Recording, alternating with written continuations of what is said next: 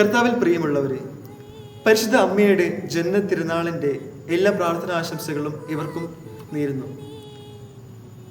കത്തോലിക്ക സഭയിൽ ഏറ്റവും അധികം തിരുനാളുകൾ ആഘോഷിക്കുന്നത് പരിശുദ്ധ അമ്മയുടെ പേരിലാണ്.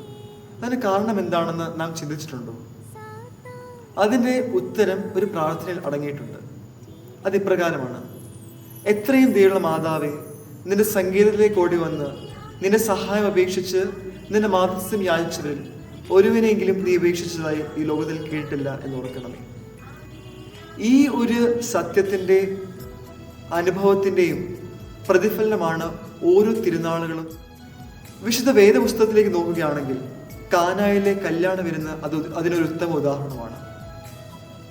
നാം അനുദിന ജീവിതത്തിൽ പല മധ്യസ്ഥങ്ങളും തേടി മാതാവിന്റെ സന്നിധിയിലേക്ക് പോകാറുണ്ട്. എന്നാൽ നാം വിസ്മയിച്ചു പോകുന്ന ഒരു കാര്യം വിശുദ്ധ യോഹന്നാന്റെ സുവിശേഷം 2-ാം അധ്യായം 5-ാം വാക്യത്തിൽ അടങ്ങിയിരിപ്പുണ്ട്.